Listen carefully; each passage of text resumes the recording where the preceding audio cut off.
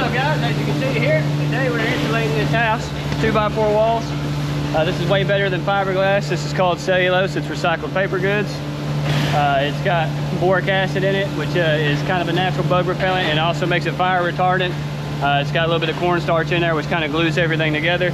He's adding very, very minimal water to it, as you can see coming out of his nozzle right there. And after we scrub it down, I suck it back up with this here vacuum. It goes back through our machine out there. So it's the perfect blend of dry and wet material. When you add too much water to this stuff, that's when it'll sag and settle over time. So we have a state-of-the-art, best machine out there that you can get for doing this type of application. And very, very good mid-grade insulation. It doesn't get in a true air barrier like foam does, but it's way, way better than your traditional fiberglass. So tag along with us today and see the finished product when we get done.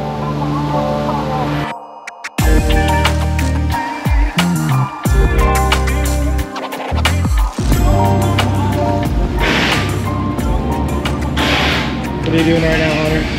Putting out some stuffers. Stuffers? Putting out stuffers.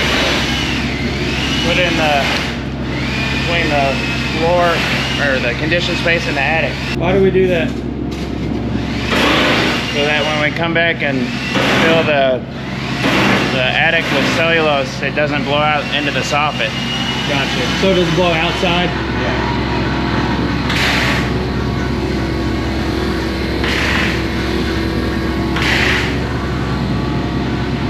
As you're doing what you're doing, what are you doing right now? Hanging nothing on a garage partition wall. Code states we've got to have a vapor barrier in between the garage and the house. Being that I don't have anything to actually spray up against, I'm hanging something there so I can put my insulation in. You separate the garage from the living space? Yes, sir. That way, anytime you've got your car out here running in the garage, you got to warm it up in the winter time, you got your lawnmower out here working on it and whatnot, there's no kind of carbon monoxide fumes, exhaust fumes, anything like that getting into your living space.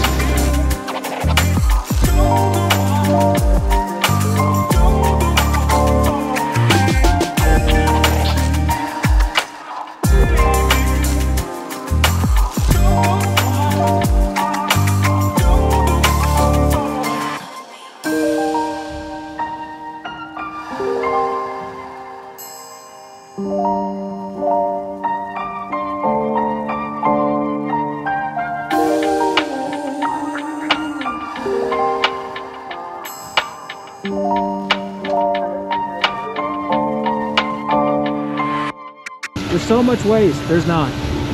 All of it gets recycled and shot right back out the hose.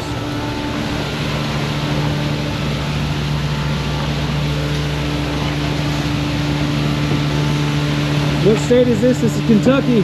We're out of West Kentucky, Paducah area.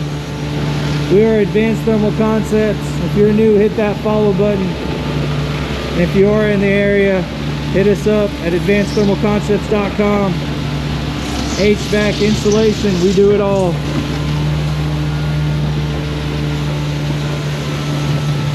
Does it sag eventually? Absolutely not. Oh, chat's going wild. Does it sag? Nope, not if installed correctly. Sis is in the live saying, hey Matt and Chris. The reason you get sagging and settling over time is a lot of people, they don't have like the type of rig we have. They have to add too much water to it because of the dust. Too much water, gravity will take its toll and it will start to sag and settle, but we add very, very little water. It's not going anywhere. Not going anywhere.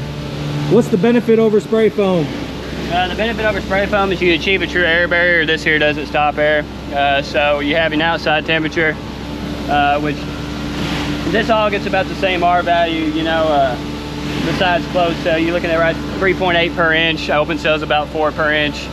You know, an R13 is pretty much what we've got going on here. You got about an R15 right now, R13, R15 going on right now in these 2x4 walls. So cellulose would do the same thing. The only difference is R value it doesn't really matter. That's just the resistance of what the material does. So the way Bossman explained it is there's like a driving force. It's like delta T or something like, so the hot air outside wants to attack the cold air. It wants to make it the exact same.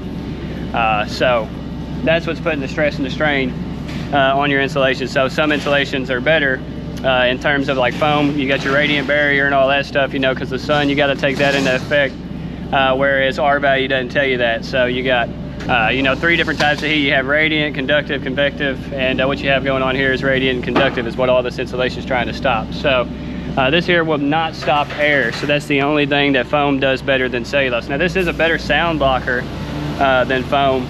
But R value doesn't tell you that when in terms of insulating. So like if you go look at your windows and stuff like that, it'll tell you, you know, there's a sticker on there to tell you your radiant blocker, your air blocker, all that stuff. Whereas R value does not tell you that. That's the only really thing that foam's more beneficial. That's why it's such a great efficient insulator. It just stops air. So I mean, your refrigerator, it's got closed cell in it, coolers, tumblers, all that stuff that they make that holds ice for days and days. It's all closed cell. So.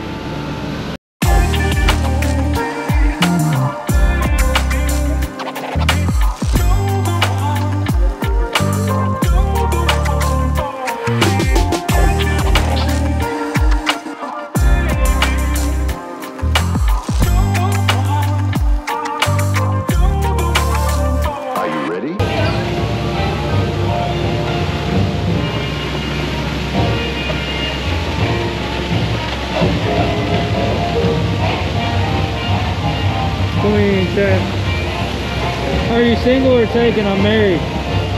There's a difference. He's fired.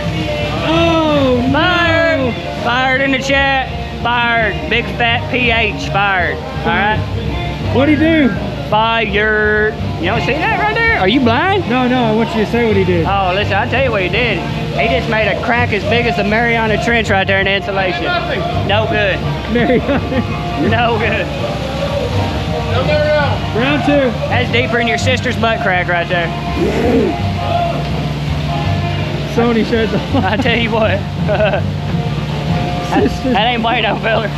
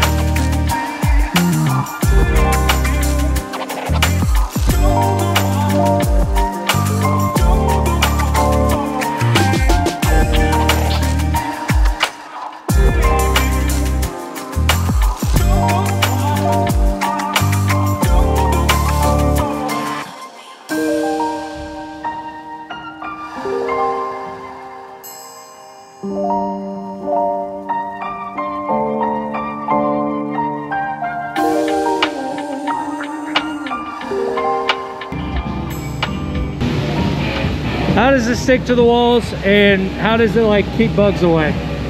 Well, it just keeps bugs away, but anything that licks its feelers, it kills those bugs, constipates them. It's just got a ton of boric acid in it. So any insect or anything that does that, they have a hard time with it. I mean, it sticks to the wall. I mean, like a spit wad. Take some paper, chew it up, and throw it against the wall. It'll stick there forever. So essentially, it's kind of the same thing. We're just spraying it with a ton of water pressure, a lot of air pressure, a lot of material. Pack that material in there real tight. It's actually trying to kind of push out, so when they push that sheetrock up in there, it's there for life. It's really nice to have an HVAC guy who knows what he's doing, because you're going to basically make your unit size much smaller than what you would need with a traditional insulation package. Now what you can do is you can actually create moisture and create problems if you take and cool an area way too fast. So it's all, you know, a lot of science behind it. You definitely don't want to suck too much out of the room at once or whatever, or you're going to create moisture. Your walls and stuff, your sheetrock stuff starts sweating. So definitely having an HVAC guy that knows what he's doing, because, you know, people are all the time complaining about ventilation when we encapsulate these houses or whatever. The V in HVAC stands for ventilation, so you got to talk to your HVAC guy. I mean, you're just going to improve your indoor air quality. There's air exchangers and stuff like that, dehumidifiers, different things, different routes you can go. You're going to be more comfortable. The air you breathe is going to be way better, and you know, you're going to get a return eventually. I mean, you might have to pay quite a bit up front, but it's like a retirement plan. That's the way I look at it. You know, 5-10 years, you're going to start putting money back in your pocket. So Whereas if you insulate with traditional fiberglass, it's poop dookie. I mean, that's what it is. I mean, it's like somebody pulled the drawers down, took a squat, and just crapped right on your sidewalk. Okay, that's what fiberglass is. So don't do it. Don't do it. Case is ready. He's so happy.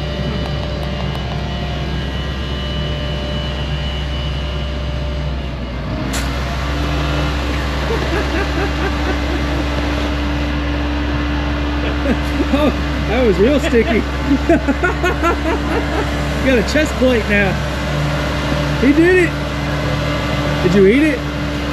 I mean a Pop-Tart. Oh, I was wondering, I was like, did you eat some of it? I am now in R value of like 55. I said leave it. See if I can draw some smiley face.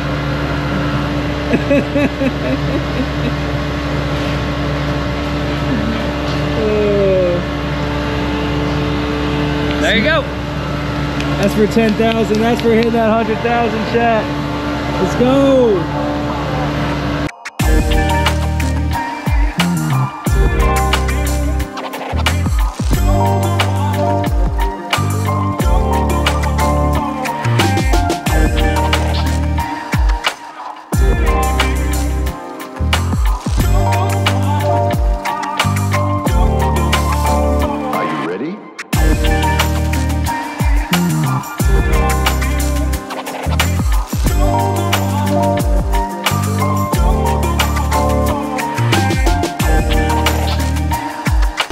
Is this expensive to be done in existing construction? In an attic, no.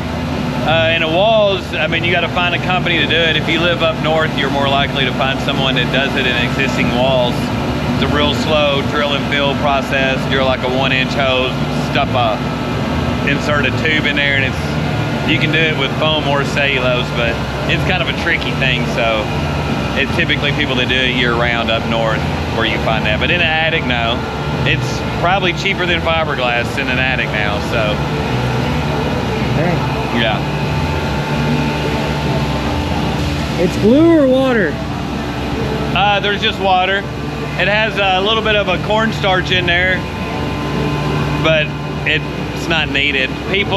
Most people that spray walls up north where this has been going on forever, there's no cornstarch in the product at all. The cornstarch is in there for the attic application, so the cellulose doesn't settle as much as it typically would over the lifetime of it. That cellulose got a real bad name when it first came out because it would settle real bad, or if it was put into a manufactured home that went down the road, they'd blow 10 inches in it, they'd go 100 miles down the road, it'd be settled down to like 6 inches. So that's why they actually invented stabilized cellulose, was for the manufactured housing business to satisfy them. So they added a little bit of cornstarch, helps it set up a little bit better where it doesn't settle, but that's more for attics, not for walls. But you got to give you peace of mind in the walls. But really the density that's installed at is what's going to keep it there forever. The amount of water used and all that. Is this good for crawl spaces? Negative. No, we've seen it in some crawl spaces, and yeah, that's really, really bad. It will just absorb moisture and just, I mean, where you have moisture, you have mold. So even though this has a fungicide in it, it's still not to be used below grade anywhere. So what's the best thing to use for below grade? Closed cell spray foam. That's your only option. So then you're forced to a situation where you have to use the expensive stuff.